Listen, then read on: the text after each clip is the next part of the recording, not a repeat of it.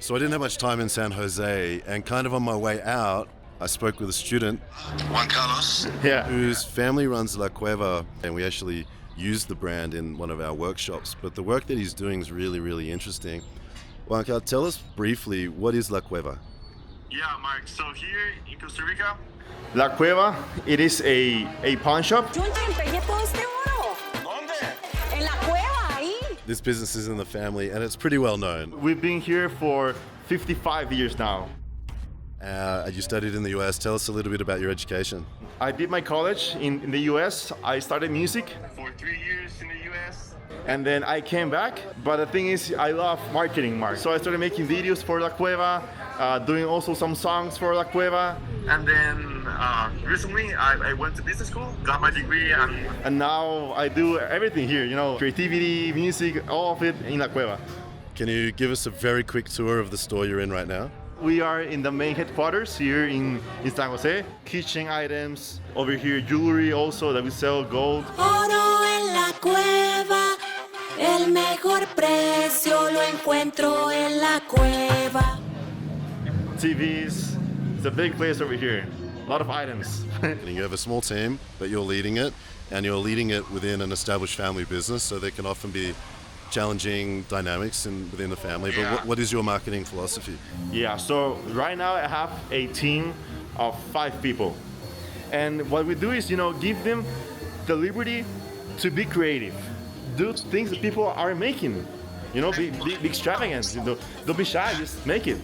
What's been your biggest success so far? Is it the song that you wrote featuring the footballer and the model? Yeah. So that has been, our most viral video. 2 famous soccer players from Costa Rica and a model, and we put the 3 of them to sing, and it was viral. How did the idea happen? How did it come together? The thing was, we were about to open a store in Cartago, a place here in Costa Rica, and I told my mom, okay, we gotta make something different, something big. And my mom was like, okay, so we had done before a jingle with an influencer, and we saw that really had a great impact. So we were like, okay, what about making a new jingle? With 2 soccer players, but also with Melissa Mora. You've also been experimenting with live selling. Tell us what's been happening. Yeah. We started doing live streams, so every day we do live stream videos, and we try to be as creative as possible.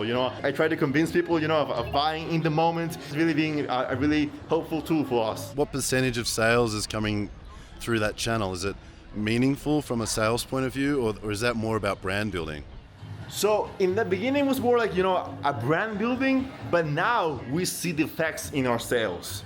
For example, in an average live stream, I have about 2,000 people connected. How long does it take to sell an item when you have 2,000 people watching?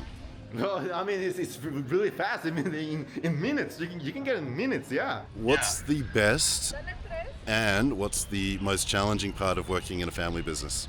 The flexibility that you have of making ideas happen. Many of our ideas come between my mom, and my dad. We're like, what about doing this? And since we're the owners, we just make it happen, right? So that's easy in that part. But also the most difficult part will be getting the past generation to understand what's happening right now, how everything is changing, right? We see things differently, so finding that common place, I think, is the most difficult challenge in a family business. Yeah. Perfect. Well, not to make a big deal of your age, but you are still really young, and for you to be experimenting like this and to have so many objects in those 10 stores with so many stories, I feel like you could be doing some incredibly effective creative work, not that you haven't already been. I'm excited for you. Yeah, thank you, Mark. Thank you, appreciate it, yeah. 7 days ago I was in Puerto Rico, and now I'm in San Jose, Costa Rica, after being in Santo Domingo. It's surreal, but lovely to be here. This is pretty cool. Like if you're earning US dollars in a US job, I get why you'd want to work remote, be a bit of a digital nomad. I mean, what's that, $60 a night? You could probably get it long term. Let's say it's a month, it's not $1,800 a month. Maybe it goes down to $1,200 a month, $1,300 a month, which for the US is pretty affordable for these sorts of amenities. I think the challenge though with San Jose is I don't think there's that much to do. So the last time I was here was 10 years ago. We were here for a visa run. So I was about to start work at Leo Burnett. That job lasted probably 8 weeks, and then they closed down the office in New York. I was brought in to help run it, and we came down here to do a visa run. Aussies, we are able to get the E3 visa that Australians benefit from. The challenge though is if you lose a job, you need to renew your visa, and you can only renew your visa by getting a new job. Back then, technically speaking, if you lost a job, you had to leave the country within 2 weeks. That was all very stressful. And we actually came down to San Jose. We stayed way out of the city, and we've done a visa run, I don't know how many times now, 3 or 4 times in places like the Bahamas, Barbados, and it sounds really glamorous, but very stressful when you got a family of 4. You've either got a lease or a mortgage back in New York, one of the most expensive cities in the world. You leave the country, you leave all your stuff in your apartment, you hand over your passport at the US Embassy, you hope that you get approved, and also you never know how long it will take to get your passport back. So you have to book for potentially 10 days, 15 days. Things can change in different cities. In 2020, when we were in New York, we needed to renew our visas, and that's when they started to close all the embassies around the world because of the pandemic, and also the president at the time started threatening to, not tourists, but foreigners, trying to restrict what we could actually do. So yeah, that's the last time that I came to Costa Rica. There is a lot of crime here from what I understand. In most of Latin America, the people I know, they don't seem to hang around the downtown areas very much unless they work in them. Most of them have cars. They often go from one gated building like a home to another gated building like an office. I don't know if I could do that. I love to be able to walk around. I don't want to sound posh or anything, but I would love to find a walkable, relatively safe city in Latin America to spend more time in. It actually has like social areas that I would use in New York, paying a lot more, way more. Estoy aquí con Mark Pollard, especialista en estrategia. Él viene de parte de Sweathead. Thank you so much for being here. Mucho gusto. How have you seen strategy be implemented in Costa Rica? Well, you have like this slogan, Pura Vida. How many other countries have like a slogan that everybody knows? And that even when I came here today, the guy in the car said it to me on the way out. So that seems like a pretty good brand strategy, a pretty appropriate full use of strategy. In the streets, I'm not really seeing too much stuff. I don't know, but I think at that national level, it's pretty clear. Let's talk about what brings you here to Costa Rica. You're doing a talk at Garnier, BBDO, and Joystick. Tell us a little bit about what you're going to be talking about. Yeah, so it's a 4-hour masterclass. I go through this framework that I created called the 4 Points Framework. It's in this book I wrote called Strategy is Your Words. I talk a lot about writing and also teach people about linear and lateral thinking, or how to have ideas. It spins me around a little bit, and I find that to film, I need to be in the right mood. You've got to battle being a little bit embarrassed, not have too many people around. In New York, I don't really care, but in other places, I'm not sure. And also sometimes there are safety issues, so you can't just pull the camera out anyway. I'm staying in this area in San Jose called Escalante.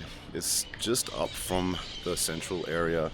It's quite cool, a little bit hipster, lots of restaurants, a few big buildings like this. There are not very many big buildings in Costa Rica. We could probably see half of the big buildings from where I am right now. I'm staying in that one. But it's a cute area. Downtown, not so cute. A lot of gringos around, and it's funny because I'm doing events here and we were advertising and had a couple of ads that we ran here had quite a lot of negative fuck off gringo energy, which I get. The thing is, I'm Australian and not actually technically a gringo, so deal with that. Costa Rica does seem like a quieter country than both Puerto Rico and the Dominican Republic. And it's funny because not only with just minor time differences, but also the music's changed. So I went from a lot of reggaeton, a bit of dembo, a ton of merengue and bachata, and then last night I heard a few hours of cumbia. I hope that's how you say it. It's not, is it? And completely different rhythms. And it's super interesting because that multiplied by the time, I need to give it a name because it does confuse you a little bit. Anyway, let's go for a walk.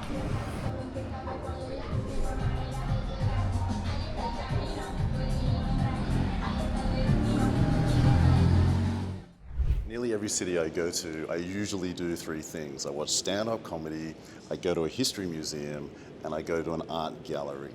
I just arrived in Costa Rica in San Jose from Santo Domingo. I stepped into the Museum of Gold, El Museo de Oro, and I was taken aback by some beautiful art. And then I realized behind me, the artist was there. And so now we're going to talk to the artist. His name is Fabia.